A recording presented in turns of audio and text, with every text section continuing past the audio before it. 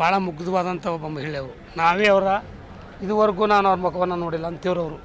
ಅವರು ಎಲ್ಲ ಒಂದು ಕಡೆ ಅವ್ರಿಗೆ ಕೊಟ್ಟಿದ್ರೆ ಅವರು ಪ್ರಾಮಾಣಿಕವೇ ತಗೊಂಡಿರೋದು, ಅದೇನೋ ಅನ್ಯಾಯ ಮಾಡಿರೋ ತಗೊಂಡಿಲ್ಲ. ಅವರ ತಮ್ಮನ ಅವ್ರಿಗೆ ಕೃಷ್ಣ ಕುಂಕುಮ ಕೊಡೋಂಥ ಪರಿಪಾಠ ಇದೆ ನಮ್ಮ ಹಿಂದೂಗಳಲ್ಲಿ.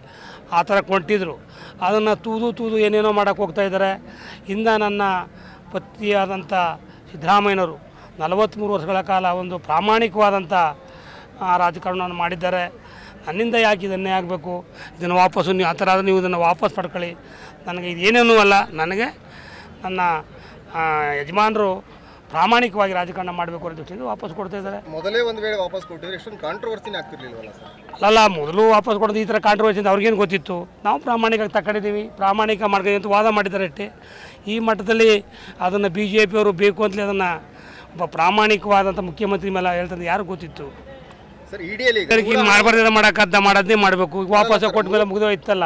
ಮೂಢ ಹಣವನ್ನು ಬಾರಿ ಇನ್ನು ಅವರ BJP ಸರ್ಕಾರ ಇದ್ದಾಗೆ ನಮಗೊಂದು ರೂಪಾಯಿ ಕೊಡಲಿಲ್ಲ. 500 ಕೋಟಿ ಕೊಟ್ಟರು ಕೊಳ್ಳಗಾಲಕ್ಕೆ ಹಾಗೆ ಯಾಕೆ ಕೇಳಲಿಲ್ಲ BJP ಅವರು? ಅದೇ ಗುಂಡ್ಲಪೇಟೆಗೆ 1000 ಕೋಟಿ ಕೊಟ್ಟರು ಆಗೋಕೆ ಯಾಕೆ ಕೇಳಲಿಲ್ಲ? ಅದನ್ನೇ ಎಲ್ಲ ಮಾಡೋದು ಅವ್ರು ಮಾಡೋದೇ ನಾವು ಮಾಡಿದ್ವಿ. ಅವ್ರು ಕಲಿಸ್ಕೊಡ್ತಾರೆ.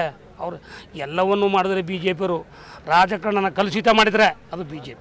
ಈಗ ಇಡಿ ಎಂಟ್ರಿ ಆಗ್ತಿದೆ, ಏನು ಹೇಳ್ತೀರಾ ಸರ್? ಇಡೀ ಎಂಟ್ರಿ ಏನು ಮಾಡೋದಾನೆ, ಏನು ಮಾಡೋಕ್ಕಾಗ್ತದೆ? ಮಾಡೋದು ಏನು ಮಾಡಿಬಿಡ್ತಾರೆ? ಇರೋದನ್ನೇ ಮಾಡೋದು.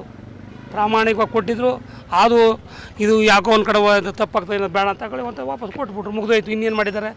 ಈಗ ಅವ್ರು ಹೇಳ್ತಾರೆ ಯಾರು ನಮ್ಮ ಬಸವರ ಯತ್ನಾಳ್ ಏನಂತ, ಈ ಸರ್ಕಾರ ಕಿಡಿಯೋಕೆ 1,500 ಕಿಡಿ, ಅದನ್ನೇ ಕೇಳಲ್ಲ ಇವರು.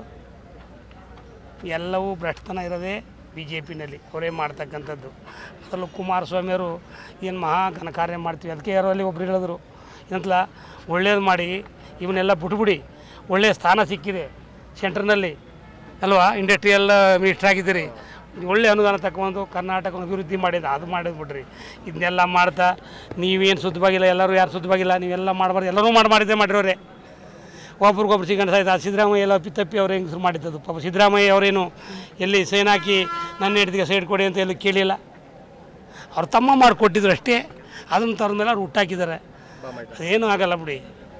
ಈಗ CM ಸ್ಥಾನಕ್ಕೆ ಸಾಕಷ್ಟು ಮಂದಿ ಟವಲ್ ಹಾಕಿದ್ದಾರೆ, ಅಲ್ಲ ಆಯ್ತಲ್ಲಪ್ಪ, ನಮ್ಮಲ್ಲಿ CM ಸ್ಥಾನ ಖಾಲಿ ಆದ್ಮೇಲೆ ತಾನೆ, ಇನ್ನೂ ಖಾಲಿ ಆಗಿಲ್ವಲ್ಲ ಅಂತ ಹೇಳ್ತಾ ಇದ್ದಾರೆ ಸರ್. ಈಗ ಯತ್ನಾಳ್ ಅವರು ಈಗ ಅದು ಯತ್ನಾಳ್ ಮಾತ್ರ ಯಾರೇ ನಂಬ್ತಾರೋ ಅವ್ರ ಪಕ್ಷದಲ್ಲೇ ನಂಬಲ್ಲ. ಅವಾಗ ನೀವು ಯಾಕೆ ನಂಬಿರಿ ಬಿಡಿ. ಭಾಳ ಮುಗ್ಧವಾದಂಥ ಒಬ್ಬ ಮಹಿಳೆ ಅವರು. ನಾವೇ ಅವರ ಇದುವರೆಗೂ ನಾನು ಅವ್ರ ಮುಖವನ್ನು ನೋಡಿಲ್ಲ ಅಂತೀವ್ರವರು.